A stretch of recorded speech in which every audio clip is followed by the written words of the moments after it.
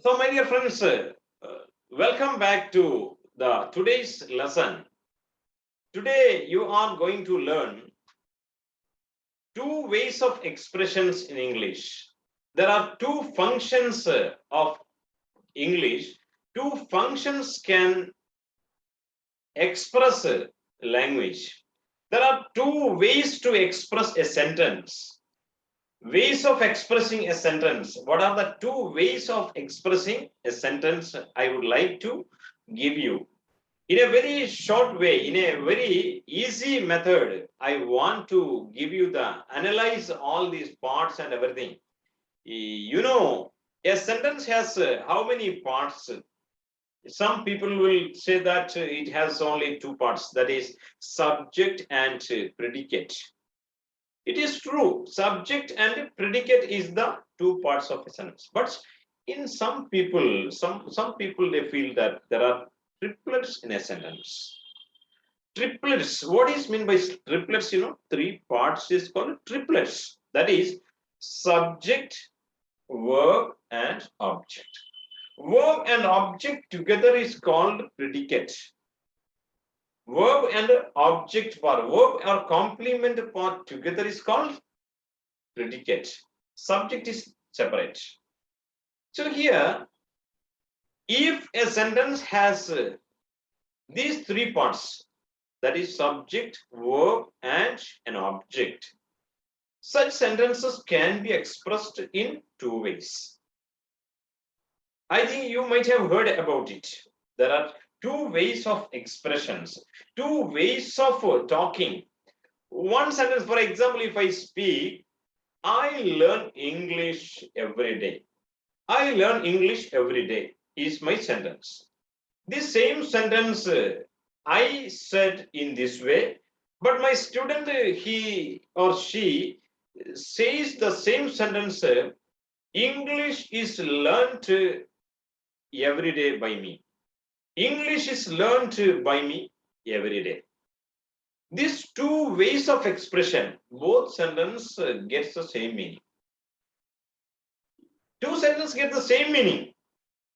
But the language which I used, the way of expression, the way of syntax, style of the sentence, what I used is different. So here, if I take another sentence, everybody knows this kind of sentence. Um, India won the match. India won the match. This sentence, if I want to speak in another way, that is, India won the match is the sentence. The match was won by India. The match was won by India. Another way of expression. These both sentences get the same sense. So here, whenever we speak of one sentence in two ways, both the sentences get the same meaning, same sense. Sense means meaning. Same meaning it gets. But what is the difference here? If we take acutely, sharply, when we clearly, if you observe, you will understand the style of the construction, that is syntax structure. Structure of the sentence. Syntax is nothing but structure. Position of the words.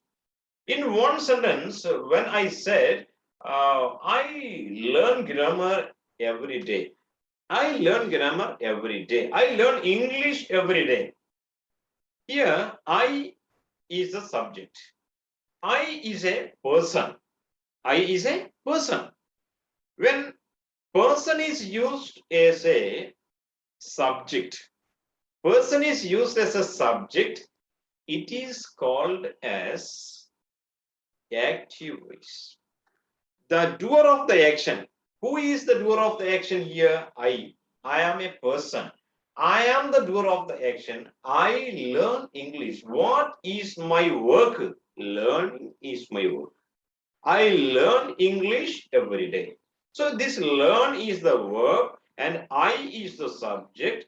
The sentence started with I. I is a person. The doer of the action is given at the beginning of the sentence. Such kind of sentence is called as, such kind of verb is called as the active voice verb. Active voice verb. That verb is active voice verb. So this active voice verb only we consider. Learn is an active voice verb. The same sentence I reversed. English is learnt by me every day. English is learnt by me every day. So I sent the subject at last and brought the objective in the sentence, that is English. Some people, they have a doubt how to find the object in a sentence. Already previously in one lesson, I clearly told you how to find the object in a sentence. How to find, what is the method of finding the object? It is very simple. Just you can ask two questions with the subject and the verb. That is subject and the verb. Don't touch any other part. For example, he plays cricket. Or he played cricket. If I take he played cricket. He played cricket. This is the sentence. In this sentence, what is the object if you find it? Generally, people say that there are three parts here. So first part is commonly we can say it's the subject. Second part is no doubt that is verb. Third part will be the object because there is no other word here. In this, because there is a short sentence, but that is not the guesswork. That is not your guesswork at all. It should not be done. That is not the way of finding the object in a sentence. How to find the object in a sentence? If I ask you, your answer must be he is subject. It is true. Played is verb two. Verb two. This is verb two. If I take up to here, he played. What he played? What he played? If I ask a question, answer is cricket. Cricket. When I ask the question what he played, up to the verb, cut up to the verb and add a question word what he played, then its answer is called object. Its answer is called object. In any sentence, you can ask this question. If you get that question, any answer, that answer part in the sentence is considered as object. Okay? I hope you all got grasped the idea how to find the object. If you do not get this question answer, another question. He played cricket. We can extend the sentence if necessary. That is now not important. So let us come back to another sentence. She gave me a gift. She gave me a gift. This is the sentence. She gave me a gift. Here, she is subject. Give is V2. Give, gave, given. V2. And here, me a gift.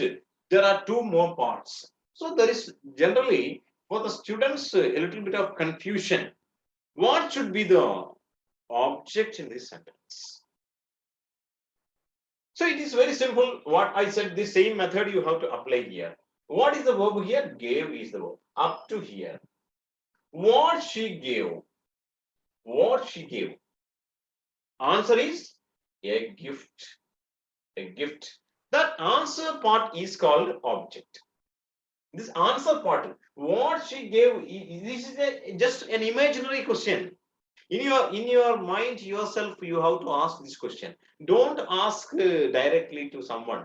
So this is just an imaginary question. What I used here just to find the object, a simple method I told you. What she gave is a gift. If I do not get the answer, she gave a gift. Suppose she gave a gift and one word me is left here. Whom she gave a gift? Whom she gave a gift? Answer is the circle one, me. Whom she gave a gift? Me. She gave me a gift. So this is also object. So there are two objects in some sentences. So okay, my dear friends, you understood there are some in some sentences there are two objects. One question, whom, its answer is always a person. whenever you ask a question with whom, answer will come as a person. Me is a person, he is a person, she is a person, such kind of a person you will get as an answer. So this is called direct object. The answer of the question whom is called direct object.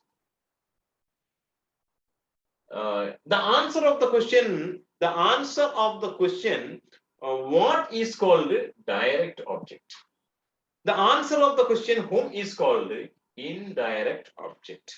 IDO, indirect object. The answer of the question what she gave means we got a gift, that is direct object. Okay. The answer of the question whom she gave a gift, if you ask, answer is me. This me is called indirect object. So why I would like to tell all these things, because what I said you should not forget, a sentence can be expressed in two ways. One is he played cricket is equal to, it is equals to cricket is played, cricket is played by him. Cricket is played by him. It's equivalent. It is same. There is no difference at all. It is equal. It is same. It is without any difference. Without any difference. It is because both he played cricket and cricket is played by him. Both gives the same sense. Same sense. So here.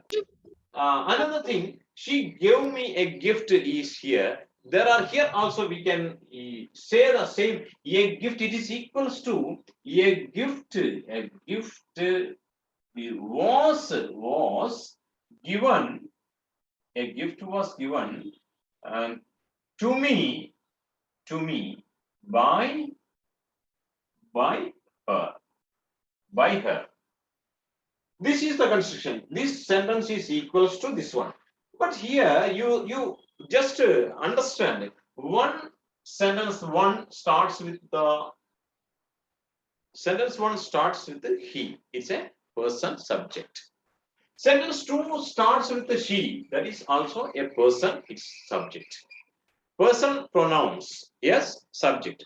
When the sentence started with the subject, it is called as active voice. Active voice. Clear? Let us see here. Object. Cricket is object. Gift is object. When the sentence starts with the object, it is called passive voice. Sentence starts with object. Here, a gift. I started the sentence with a gift. The verb of the sentence is said to be in passive voice. The verb of the sentence in sentence one, if you consider this sentence one, is said to be in active voice. So, what is active and what is passive, you understand? Passive means sentence begins with object. Active means sentence begins with subject. When the sentence begins with a subject is called active voice. Subject means person, the doer of the action. I am doing the work or you are doing the work, somebody else is doing the work. The doer of the action is referred first at the beginning. It is displayed first at the starting of the sentence. So these are the two ways of expression. A structural way of expression, sense, same sense we get, same meaning we get, without any difference. We can speak one sentence in two ways. Okay, these two sentences, then sometimes we have a doubt. We have generally doubt why we should learn, why we should use in these two ways. Only one way is enough. One method of learning, is it not enough? Not enough, because sometimes our language is a higher language, little bit of a higher language, improved language we want to use. Then this passive way of usage is very essential. Directly, always when we use subject and normal construction, it's a normal way of usage. It's an ordinary way of usage. There is no standard literary language if you want to develop not only the vocabulary, at the same time the form of structure of the sentences also should be changed. Okay, here another one more importance. Sometimes, my dear friends, you may ask why we should use passive voice. Why can't only speak in active voice? It's enough.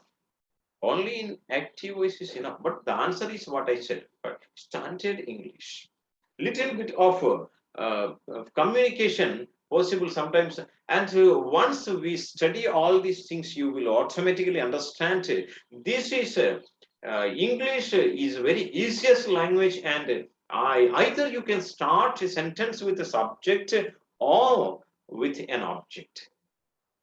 With an object or a subject, you can start a sentence. That is the communication skill. Starting a sentence is only the matter. Ending is your skill or talent. Ending the sentence is your talent, that is. Starting with any word you can start. It may be subject, it may be object. Or with the verb also, sometimes you can start the sentence.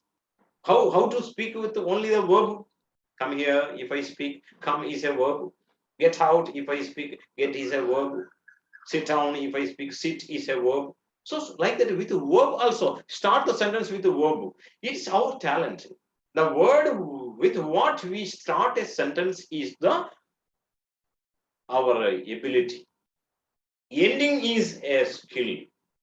So here, two ways of expression I said. Two ways we can speak one sentence I said. Yesterday in the last class, we already learned all the structures. You remember all the structures.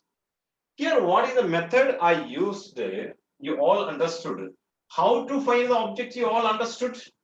If you know the object, you can express the same sentence in another way. In another way, you can express. If the sentence object is known to you, if you do not know the object of a sentence, you cannot speak. You cannot create, you cannot recreate the sentence. So here, let me guide you towards it. He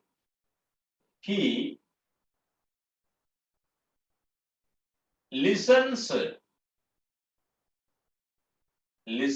to music. He listens to music, or he listens music. He listens music, we can say. To music, or he listens music. Just if you do not use this one as correct, he listens music. Here, he is the subject. Listens is verb. Music is object. What he listens?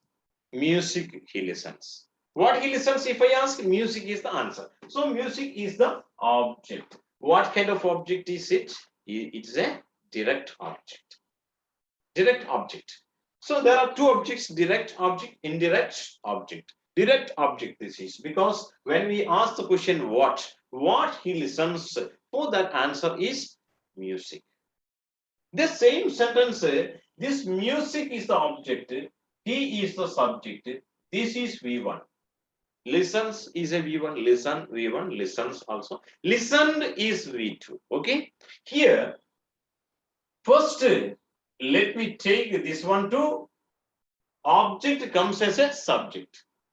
This subject goes as a object. This goes as a object. Here, music is music. What is the number of the subject you have to see? Number of the subject means the singular number or plural number. What is the number here? It is music is singular, is uncountable. It's uncountable. Being uncountable, we must consider it's a singular. Singular noun. So music after we must use, it's a simple present tense. Simple present you have studied already. V1. V1 is simple present tense. It is equal to simple present. Music is singular, so is. Listens V3 is listened. Listened. Listened. Music is listened. One by we have to add here. One by we should supply here. Listen by, he becomes him. He becomes him. Music is listened by him. He listens music is equals to music is listened by him. Both same meaning. It gets same meaning. There is no difference in meaning or sense.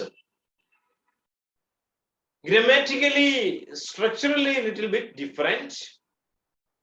Semantically, meaningfully, they are equal. Okay. So what are the process we have done here? Let us see once. Here, this is called as active voice, that is AV. The second one is PV, passive voice. Passive voice, active voice and passive voice. In active voice, subject V1 object, subject verb object. First, we have to find out. In the second chance, you must take the object in the AV as the subject in the PV. This is became the subject in the PV. What is the verb we have to identify? Is it a V1, V2, or any helping verb with it? Based on the verb, we have to change the helping verb here. Here is no helping verb. This is because simple present. In simple present tense, you understood already, there is no helping verb. When there is no helping verb, V1 is equals to is, or, and, am plus V3. V3. It's equivalent. V1 is equals to is, am, are plus V3. So in that equivalent one we have to use here. Listens is a singular one. And here object became the subject here. This subject is singular. Music is singular. So in these three, is, or, am, which is singular, is singular, music is. And next one is not V2, this is V3. V3. The main verbs V3 form is compulsory in passive voice. In passive voice, we must convert the main verb into past participle. Past participle is V3. So here music is listened by, one by preposition we have to add agent before. Before the agent, before the doer of the action in the passive voice, we must use a by. Some places, some cases, prepositions difference. So here, by him, he is the subject here. What is the object form is him. He, him. She, her. They, them.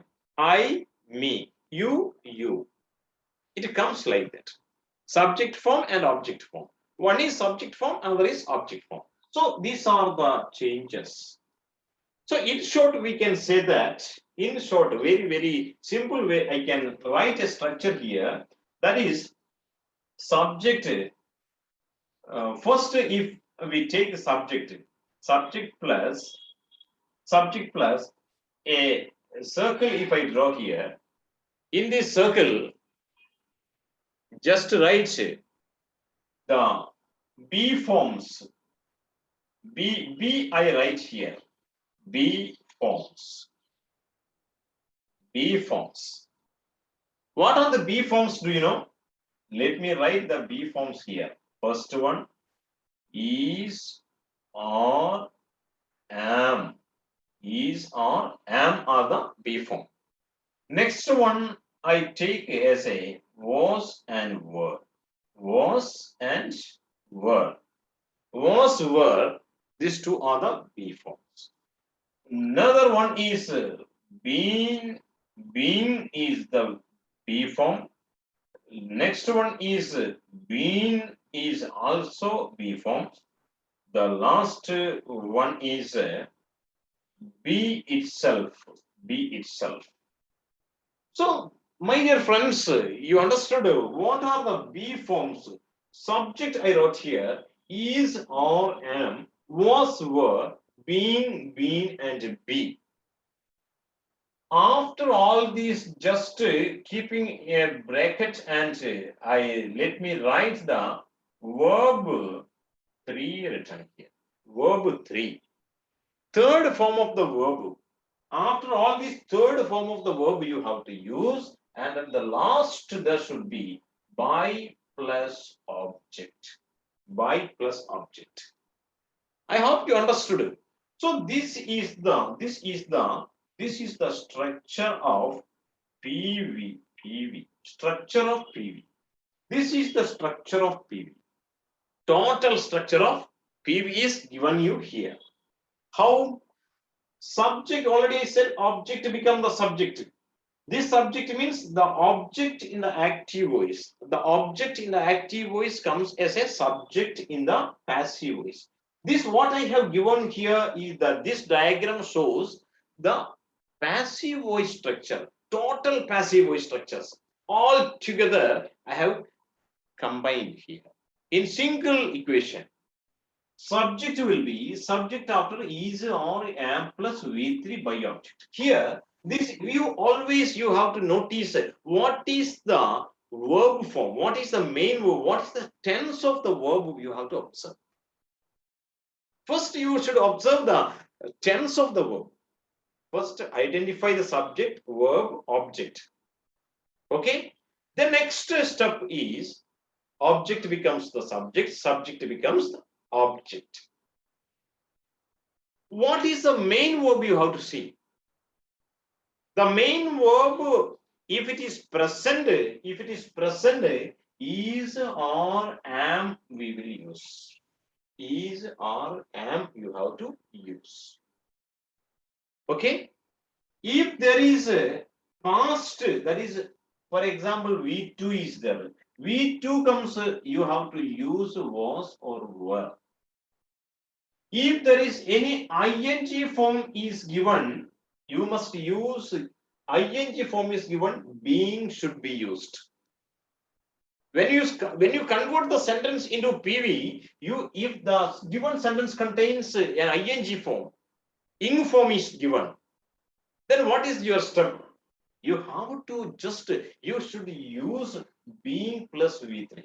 This V3 is common for all V3. In passive voice, you have to remember that this is the construction with V3, third form of the verb. Okay?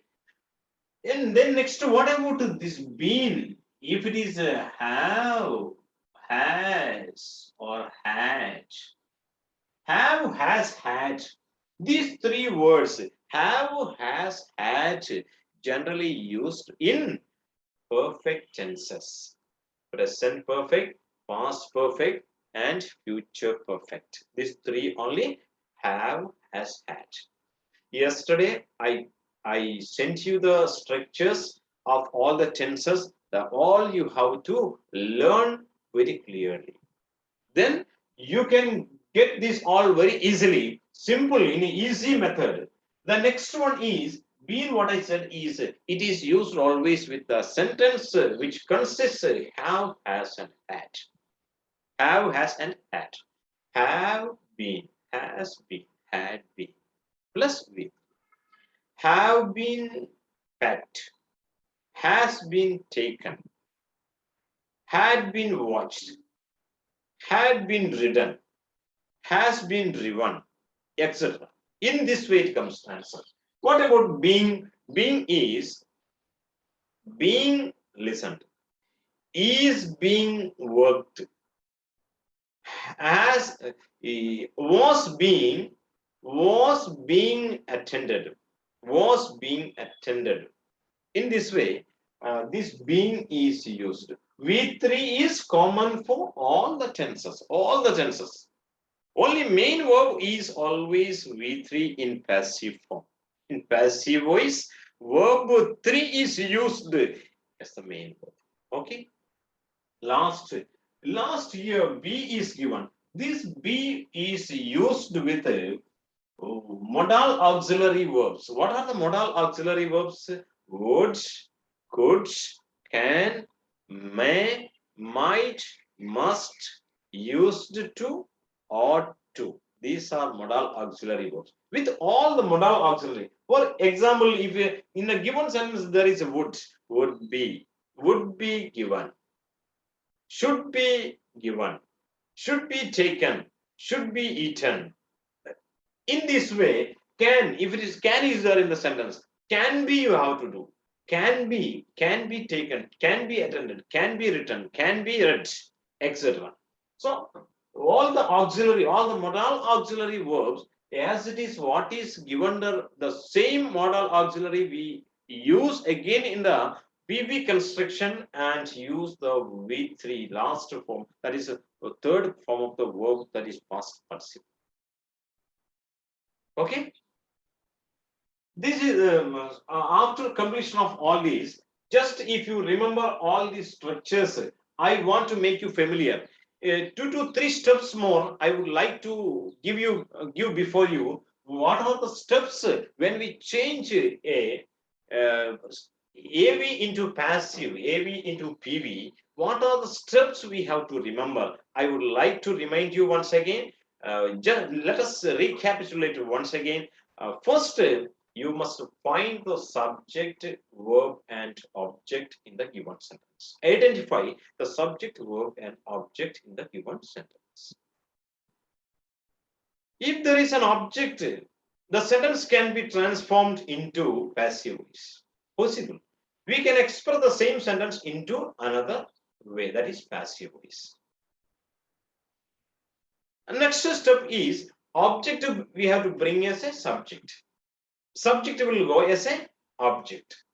Middle verb, that verb we have to transform based on the number of the subject as well as the tense of the verb, what is given in the active voice. In the active voice, if it is a simple present verb form, V1 is equals to is or am plus V3. Simple past V2 is equals to was verb plus V3. Was verb plus V3. That is the construction. Okay. Then next, if the given sentence consists ing form, it's continuous. For example, she is speaking. She is writing a letter. Is writing is given. Is writing changes into is being written. Is being written. So, and after the verb, next part is the object. Okay, by plus agent. By is used before the object. So, I hope that, my dear friends, these all the rules what I gave you, you have to remember. When you remember all these things, it becomes very easy for you to transform an active sentence into passive voice. Until we meet tomorrow, you have to remember it. We will come back with a new lesson tomorrow.